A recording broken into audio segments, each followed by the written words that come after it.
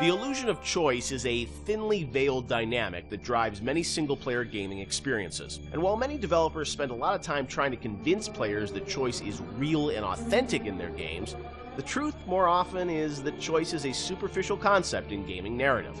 BioShock confronted this idea head-on, searing into our minds a innocuous three-word phrase with an unforgettable new meaning. Would you kindly?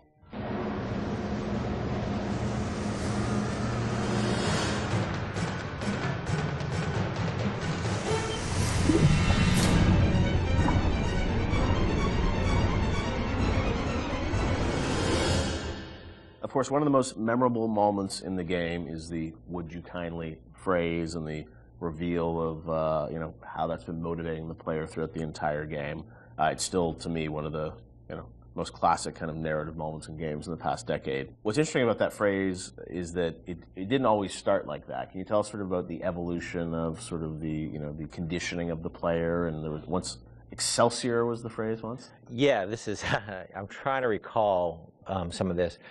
So we had the idea, because we had the Andrew Ryan scene very early, and we knew sort of all the events that would happen. There were phrases before there was "would you kindly." The notion existed and what it meant and what it was, but we didn't actually have the phrase "would you kindly" until later. So we had a bunch of terms we threw in there. And like Excelsior was it for one point. That's probably comes from my Stan Lee fanboyism. Was that like so throughout the game? It would have been like Excelsior. Just randomly There are some things when you're making games you just sort of throw in as like, we need Sounds something. cool We need Why don't you something head here. over there, Excelsior? And then it sits there for a year. Right. And then all of a sudden you kind of forget it's not good, right? And then until somebody comes along and says, dude. Seriously? Yeah. What's Or you meant Excelsior? it to be like a stub-in. You never meant it Yeah. to actually gain traction, and then you're like, oh crap. But that sense of some phrase or word being repeated throughout the game that you wouldn't really realize its meaning until later, that was there very early on. Yes, yeah. And the fact that you would have something that seemed like a non-thing and then came back at you like a freight train later on it was there from pretty early. Sit, would you kindly? Stand, would you kindly? Run! Stop! Turn. A man chooses. A slave obeys. So that phrase evolved, but talk about that, the sort of meta-narrative of, being in a game, thinking that you have a sense of choice and making these decisions, but then obviously realizing that the player ultimately didn't have choice or was conditioned in a way that they would react to that. That was, sort of a new idea for a game. Where did that come from on your side, Ken? I mean, was there sort of a deeper sort of, meaning behind it? No, look, I think I was always interested in the concept, whether it's, Oedipus, not to get too pointy-headed here, but Oedipus sort of thinking he has, I'm going to leave, this city and go to another city because there's been this prophecy about me and I'm going to avoid my fate and I'm in complete control, and then finding out he's not in control at all, to the Manchurian Candidate, which is a story I love about, somebody who you find out is just a puppet, living a life of a man, and Fight Club. I always love those kind of stories about who am I and what is my agency in this world, because look, we struggle. I think everybody struggles that. How much we really have control over, and how much is our boss or parents or whatever telling us what to do. So that seemed like a natural thing for a story, and because it came from movies, that idea a lot, and plays. I don't think it was very. There was a lot of. It hadn't been explored in games really, and games are particularly interesting because you feel like you are interacting with choice, And you're really being, most games, especially at the time, you're really just being railroaded down a corridor.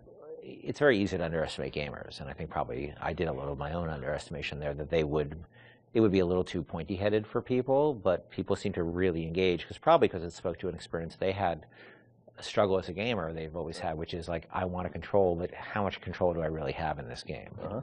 True. And Shawn, I mean, it was also something that, was a great surprise when you played through the game. And I'm sure even for people on the team, did everyone know that when Ken was sort of doing it, or it was revealed as people played through it? I think, at some point the entire team knew. It wasn't, it was something that was talked about with a smaller group before it was bought to the entire team. Early on, when you heard the idea and you just kind of clicks, right? You're like, okay, like I totally get this. Did like, people get it? I seem to remember people looking at me like I was like a lunatic. Maybe not the specifics, and forever. maybe it's the Excelsior, or you may be talking about the Excelsior time, but the idea that you don't really have choice, and exactly like you said, you played through how many video games, and everybody's game is going to end the same way. You're going to kill these people, you're going to pass through these checkpoints, and you think you have a choice, but ultimately the only real choice is to stop playing the game. So the idea that we're kind of like taking that on resonated. Now the actual, like, is it Excelsior or is it the Latin phrase I forgot, or if it's would you kindly? See, here's how I remember it, and I could be, I could be wrong. Yeah. I can remember being so surprised by the outside reaction because I remember the internal reaction being completely nobody connected or engaged to it. I mean, we worked on it. Yeah. And so I was kind of surprised by the outside reaction because I kind of thought it was like, as I said, it's a bit academic, right? Yeah. And look, it also could be a function of We're playing it close to the vest. I could be misremembering it, or it could also just be a function of nobody making the game had the experience of playing it through and getting to that moment. Yeah, that's what I mean. Like, it was revealed to them in advance of really playing it, so it wasn't that surprise. Yeah, they had seen it in all its really half-assed, development stages and on the way. out of order. Yeah, out of order and all that. And it's not really something you can play test over an afternoon because it takes a little while to get to that point. You need to lack the knowledge about what the game is to be able to sort of have that experience all the way through. I know you guys have talked about the idea of Atlas, the voice actor changing, and it was, I guess, very important that you nailed that actor, right? And you trusted that actor until there was sort of the Fontaine reveal and sort of understanding that. Yes, trust was everything there, right? And so there was something about either the actor or the writing or the accent that just people immediately said, this guy's no good. Right. When the first Atlas we had, because you have to trust this guy, and if you don't, there's no trust, there's no punch in the gut. I think we've really focused on making him have personal stakes in the story as well. That he had his family trapped. Even, of course, it was all fiction, right? But he had skin in the game.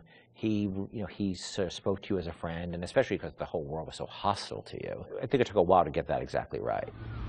Listen, I've got a family. I need to get them out of here. But the splicers have cut me off from them. If you can reach them in Neptune's bounty, then maybe, just maybe. I know you must feel like the unluckiest man in the world right now, but you're the only hope I'll ever see my wife and child again. Shawn, what do you hope is the kind of lasting legacy of BioShock? 10 years hence, a lot of things you guys were doing, have sort of become common now, right? With upgrades and moral choices in games and whatnot. But it was really pioneering work a decade ago. When you reflect on it, what do you hope people remember the game for sort of pushing forward? For me, it's telling a story with the medium and how we used everything available to us to tell that story.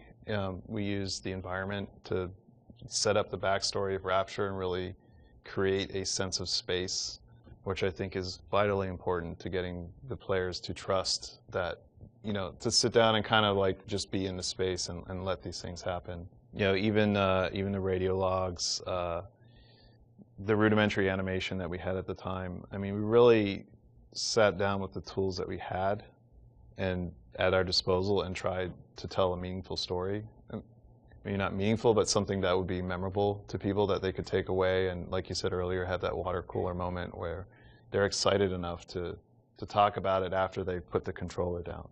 So for me, I think the legacy is that it was a story well told.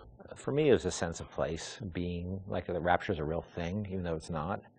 It's actually a very crude, from the time, a relatively crude bunch of polygons and texture maps. It's only, the original game is only in 720, I think. And I played a lot of it when we were testing it on a 14-inch, SD television. That it still felt like a sense of place in the music and the characters, that it's a real place. And I think that my memories of the BioShock games was that I take away that Rapture's a real place and Elizabeth's a real person. Those are the two sort of big things that stick with me with those two games. And that's sort of what I'll always, carry forward with me in my life.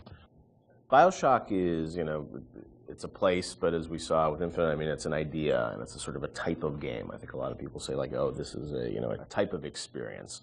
When you think about, your career, where you guys want to go, I mean, that idea of those types of games, do you miss it now that you've sort of moved on to other things now, or do you feel like it's sort of you've closed that chapter?